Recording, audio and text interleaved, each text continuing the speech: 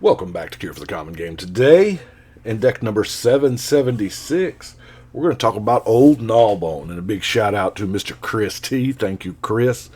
I do appreciate he donated the commander for this particular deck. So, yeah, it's a beautiful, beautiful card.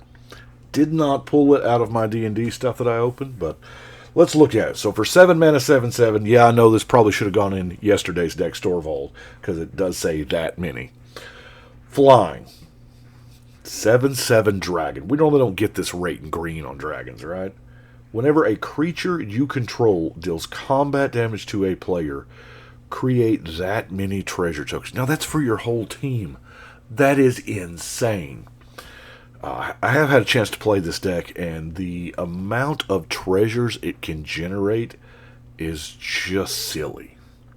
So, first off, we've got to cast this 7/7 for 7. And we are in mono green, luckily enough. So, let's get to it. We have Boreal Druid, Ranger's Path, Llanowar Elf, Werebear. I like Werebear because it's good early and it's a decent sized creature. It's a 4/4 in the late game, and we can get some treasures out of it, right?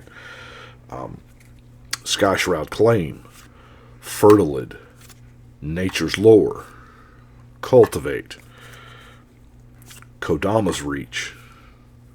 And then we've got more tappers, Findhorn Elves, Elvish Mystic, Leaf Gilder, Coppermere. Yeah, I was wanting it bad. Greenweaver Druid, Gilandra, Caller of Wirewood. Draw a card. That can be some card draw there. And of course, our Wood Elves. Now, one thing that intrigued me about our commander is any creature you control deals combat damage, you get to get that much mana, essentially, on a permanent basis in treasure. So, I had thought, well, what about Super Trample? Like, it's an unofficial name. It's just what I've called it. Other people may call it that. I don't know. It's you may have this creature deal its combat damage to defending player as though it weren't blocked ability. I like it. I like it a lot because we have Lone Wolf at the 3-drop. We have Pride of Lions. It's a 4/4 that does it. We have Rocks. 5/5 that regenerates that does it. The original bad boy that I've always loved, Thorn Elemental, and yes, that art on purpose. Oh, that's the Thorn Elemental. Tornado Elemental.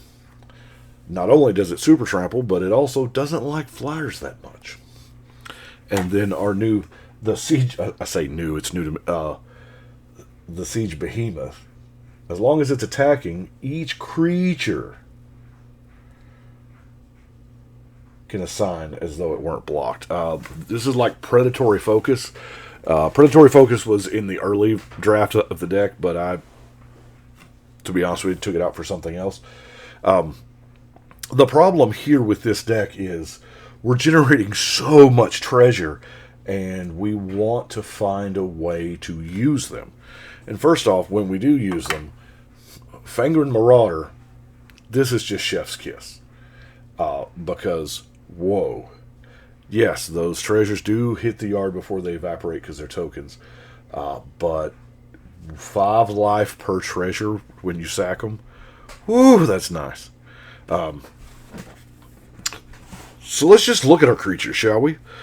We have pretty much stuff that Dryad Sophisticate for the lower end. Non-basic land walk. This is going to,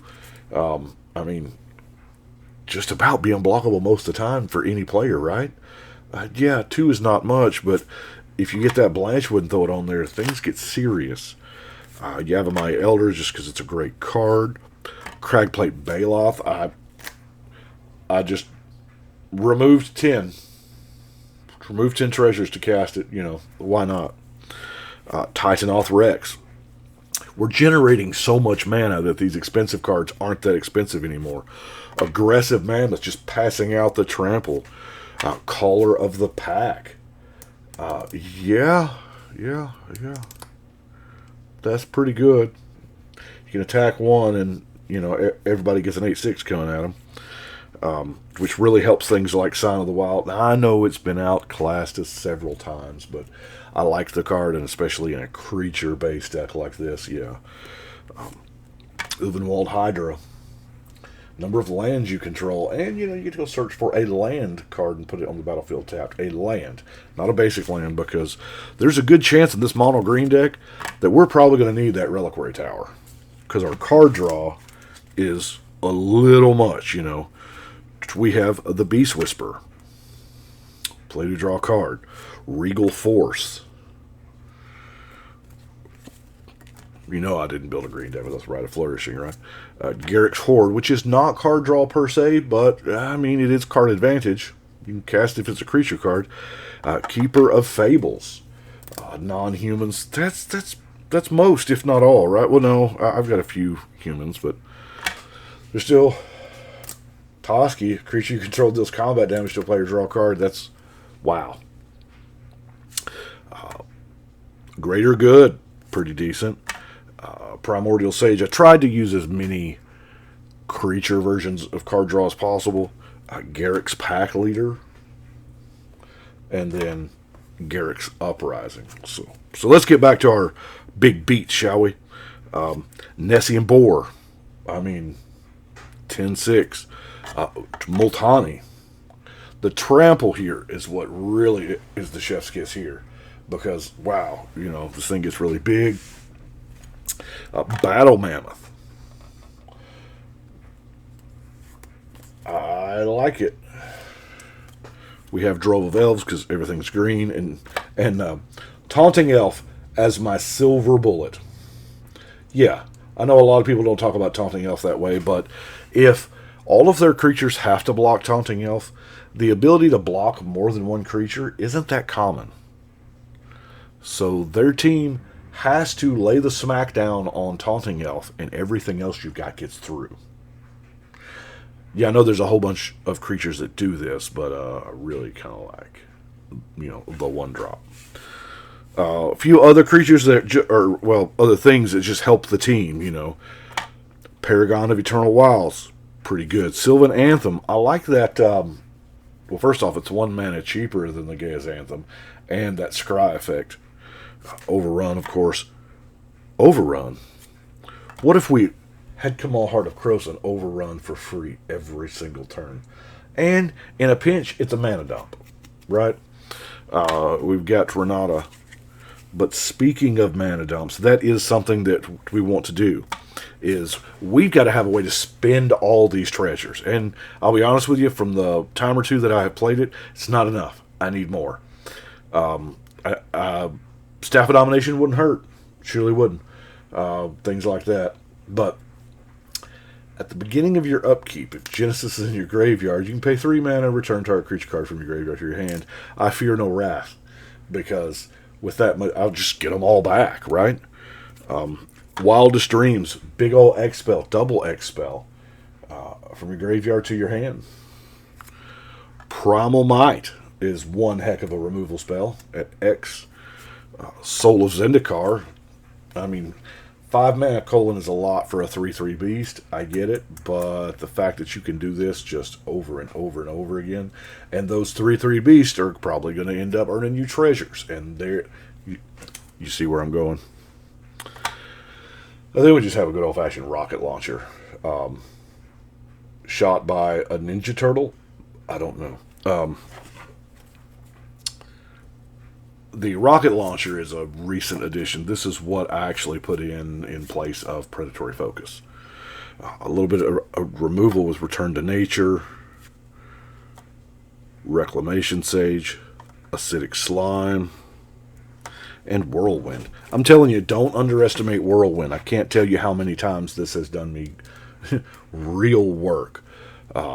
Here in the past just couple of weeks, it seems like every week, every Friday, I'll end up casting at least one Whirlwind, and it'll do a 1 for 5 or 1 for 10 or something like that, and not affect anything I've got. Yeah. So our non-basic lands, not many, because we're in mono green, of course, but we have the Desert of the Indomitable, Tranquil Thicket, I do have a Treetop Village just in case I want to, smash in there with an extra 3/3, and then our Rogue's Passage, as it were. So that's Old Gnawbone. It's a ton of fun to play. Not gonna lie. I know there are more hardcore ways to build it, but it runs so good now. I'm scared to make it any better. But that is Old Gnawbone. So we're going to go ahead and put 776 up here on the wall. Getting close.